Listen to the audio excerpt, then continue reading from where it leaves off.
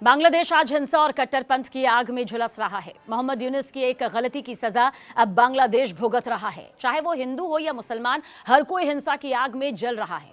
आज बांग्लादेश की जो हालत है ना, उसकी जड़ें मोहम्मद यूनुस ने किस तरह से यहाँ पर उसके एक फैसले से जुड़ी हुई है, वो अब आपको बताते हैं। जिस फैसले को यूनुस ने लोकतांत्रिक बताकर पेश किया था, आज वही फैसला बांग्लादेश के लिए अभिशाप बन गया है। बांग्लादेश के अंतरिम सरकार के मुखिया मोहम्मद यूनुस के उस फैसले की वजह से बांग्लादेश में हिंदू और मुसलमान के बीच खाई बढ़ गई है। अब नौबत ये आ गई है कि कभी हिंदू युवक दीपू दास और सम्राट की लिंचिंग यहां पर हो जाती है, तो कभी मुसलमान उस्मान हादी की हत्या। अब सवाल यह है कि आखिर यूनुस की वो गलती क्या है जिसका अंजाम बांग्लादेश की आवाम भुगत रही है।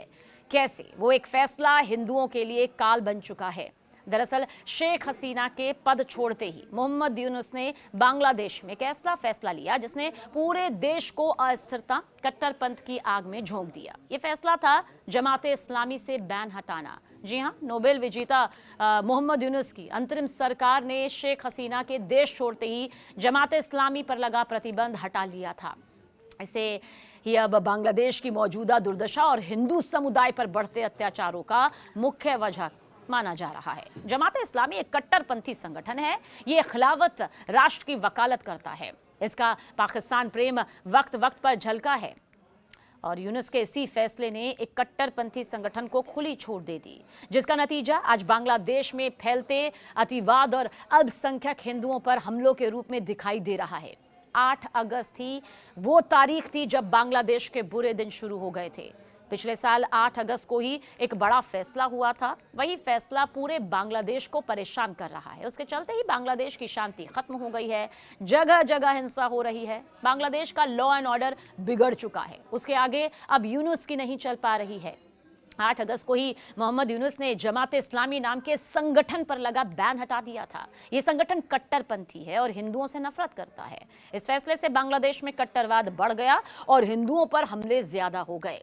पहले शेख हसीना की सरकार ने 1 अगस्त 2024 को जमात इस्लामी और उसके छात्र ग्रुप इस्लामी छात्र शिविर पर रोक लगाई थी। वजह थी छात्र कोटा के खिलाफ प्रदर्शनों में हुई हिंसा, जहां 150 से ज्यादा लोग मारे गए। शेख हसीना ने इसे आतंकवाद रोकने वाले कानून के तहत बैन किया, क्योंकि यह संगठन हिंसा फैलाने में डायरेक्ट शामिल था। जमात इस्लामी की शुरुआत 1941 में हुई थी। यह संगठन पूरी तरह पाकिस्तान परस्त है। वो ISI के इशारों पर काम करता है और इसकी झलक जो है ना, पूरी दुनिया ने 1971 के जंग में देख ली थी। 1971 के बांग्लादेश आज़ादी के युद्ध में जमात इस्लामी ने पाकिस्तान की सेना का साथ दिया था और लाखों लोगों की हत्या में उसका हाथ था। साल 2013 में बांग्लादेश की कोर्ट ने इसे चुनाव लड़ने से रोक दिया था, क्योंकि इसका नियम संविधान के खिलाफ था। लेकिन 5 अगस्त 2024 को शेख हसीना ने इस्तीफा दिया और भारत चली आई। इसके बाद इस कट्टरपंथी संगठन के अच्छे दिन शुरू हो गए। 8 अगस्त को यूनुस की सरकार ने बैन हटा लिया। यूनुस सरकार ने कहा कि जमात की कोई आतंकी गतिविधि नहीं है और शेख हसीना सरकार का आरोप गलत था।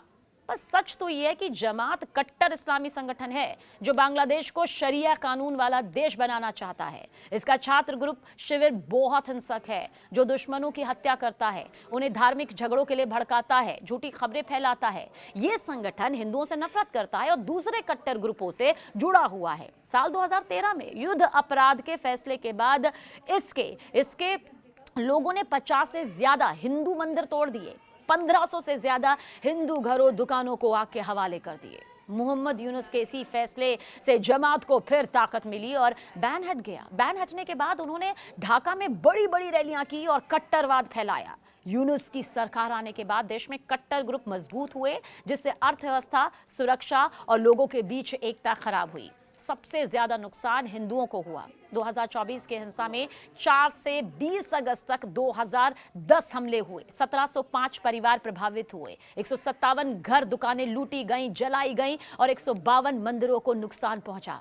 हिंदुओं की हत्याओं का जमात का कट्टरवाद साफ दिखता है, जहां राजनीति के नाम पर सांप्रदायिक हमले होते हैं और इस जमात की वजह से ही बांग्लादेश में हिंदुओं के खिलाफ अत्याचार बढ़े।